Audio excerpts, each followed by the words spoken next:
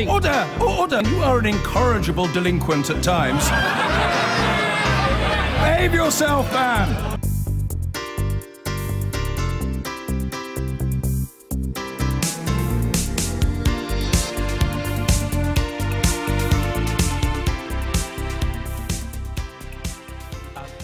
Tony Blair has told this programme that there is a significant possibility Brexit won't happen. Speaking ahead of the one-year anniversary of the triggering of Article 50 and ahead of a major speech this evening, he told Newsnight Parliament should insist on a meaningful vote to allow people to know what they're voting on before we leave the EU.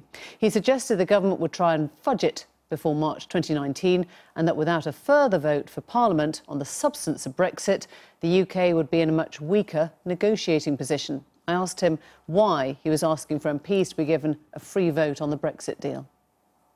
This is the most important decision this country's taken since the Second World War. We now know there are many different versions of Brexit. What I'm saying is the role of Parliament is crucial here because MPs have got to insist first that we know the precise terms of the new relationship with Europe before we exit in March 2019. And secondly, that since this thing has changed so much since June 2016 and since there are all these different versions of Brexit, once the government negotiates a final version of Brexit, it's right that MPs have their say, but then it's right also that the people have their say. You're calling it a continuation of the decision-making process, but it will look to many like you're just trying to sell a second chance at the vote. But this is why it's so important, I think, that we define what the will of the people is. I mean, the will of the people is undoubtedly to leave the European Union, and the government was given a mandate to negotiate the terms. But what's become apparent since June 2016 is we know a lot more about the situation now than we did then. But also, even within the government itself and within the cabinet, there are different versions of Brexit. One version of Brexit keeps us close to Europe and closely aligned to Europe. Another is a clean break from Europe. Once the government resolves the central dilemma in this negotiation and plumps for one of those two options, then that's the point at which you can really compare the future relationship we will have with Europe with the relationship we have now. And because I think the government's going to find it really tough to resolve this dilemma, because there is no easy answer to it, as Northern Ireland shows, the risk is that we end up prior to March 2019 with a kind of fudge, where the government carries on saying, well, you know, we can have our cake and eat it, we can stay close to Europe and have access to the European market, but still make up our own rules. Because of the risk of that fudge, it's really important that MPs, you know, they are the last bastion of ensuring that the people do know very clearly before we leave what it is we're leaving to. Before March 2019, we have some real leverage because, you know, frankly, the rest of Europe don't want a chaotic withdrawal. They want to try and manage this as best they can if we're going through with it. If we fudge this before March 2019 and then leave and then start the real negotiation, we've got no leverage in that negotiation at all. There is an irony, isn't there, of you being the one to ask for the power of Parliament, reinforcing the importance of Parliament. It won't be lost on people who think, you know, you were the king of the sofa government. You didn't even care about Cabinet, let alone Parliament itself. Not true, by the way. We certainly did care about Cabinet and Parliament, but it's true we had a huge majority. So, you know, even in my last term, we had a majority of almost 70. So it didn't matter so much. But, you know, we were never dealing with an issue like this. This is of a unique quality for the country. It's going to decide the future destiny and direction of the country for generations to come. And yet there's this poll out today that suggests more Brits prioritise leaving the EU than keeping Northern Ireland in the UK. You know the refrain, it's get on with it. Don't need another vote, get on with it. The fact is, if Northern Ireland leaves the UK and leaves it for this reason, it will tear apart the UK. So Northern Ireland and resolving it in a sensible way remains really important. The key thing is to emphasise that any further say by the British people is not a rerun of 2016. It's going to be a completely different referendum with a completely different context to it.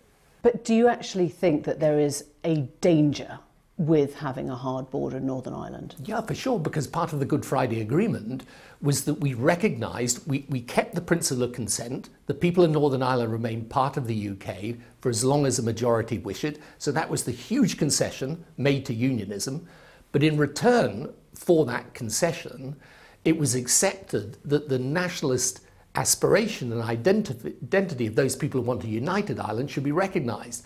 And one manner of recognition was that you kept this open border. You said if we go through with Brexit, in your heart, you don't think it's going to happen?